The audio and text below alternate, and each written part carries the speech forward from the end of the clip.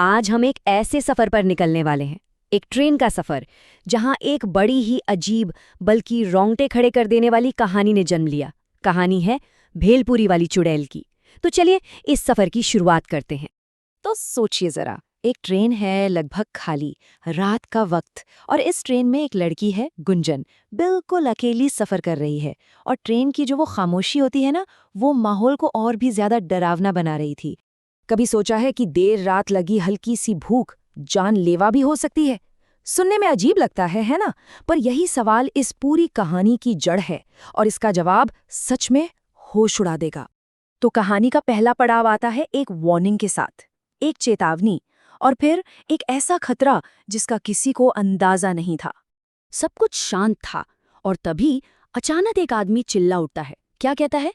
Rajgarh station आने वाला है, सब लोग होशियार हो जाओ। अब गुंजन तो एकदम हैरान कि ये क्या हुआ।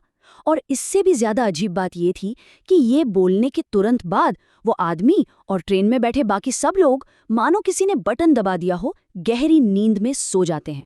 और उसी पल उस खामोशी को चीरती हुई एक आवाज पूरी बोगी में गूंजती है। एक रहस्यमयी आवाज।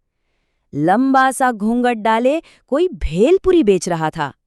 आ गई मैं, आ गई, भेलपुरी बेचने आ गई। अब गुंजन, जिससे जोरों की भूख लगी थी, उसके लिए तो यह आवाज किसी फरिश्ते की आवाज जैसी थी। उसे बड़ी राहत मिली। वो उस आदमी की चेतावनी वगैरह सब भूल गई और खुशी खुशी एक प्लेट भेलपुरी ऑर्डर कर दी।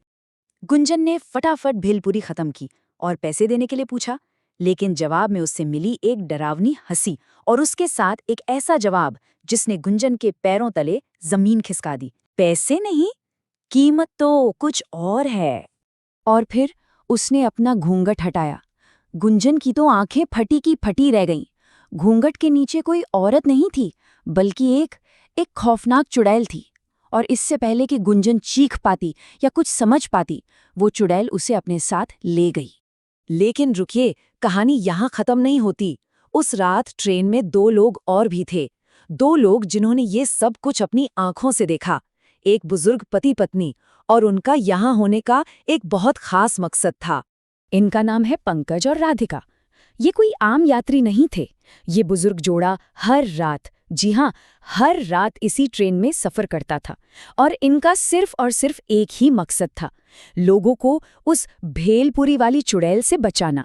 वो इस मुसीबत का कोई परमानेंट इलाज चाहते थे। तो पंकज स्टेशन मास्टर रघु के पास गए। उन्होंने सब कुछ बताया और कहा कि इस ट्रेन लाइन को बंद कर दो। लेकिन रघु ने क्या किया? उसने उनकी पूरी कहानी को एक कोरी अफवाह बताकर मदद करने से साफ साफ मना कर दिया।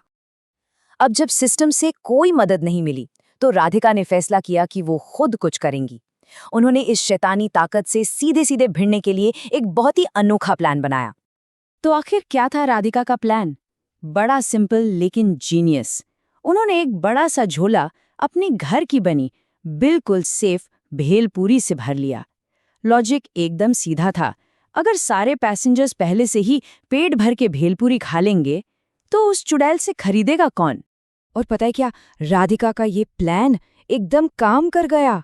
राजगढ़ स्टेशन आने से ठीक पहले उन्होंने ट्रेन के एक एक पैसेंजर को सिर्फ 10 रुपए में अपनी मजेदार भेलपुरी बेच दी। और अब कहानी अपने क्लाइमैक्स पर पहुंचती है। चुड़ैल अपने वक्त पर आती है, लेकिन आते ही उसे समझ आ जाता है कि आज कुछ गड़बड़ है। किसी ने उसका पूरा बिजनेस मॉडल ही चौपट कर दिया है। फर्क एकदम साफ था, है ना? एक तरफ थी राधिका की भेलपुरी, कीमत सिर्फ 10 रुपए, और वादा एक टेस्टी और सेफ स्नैक का।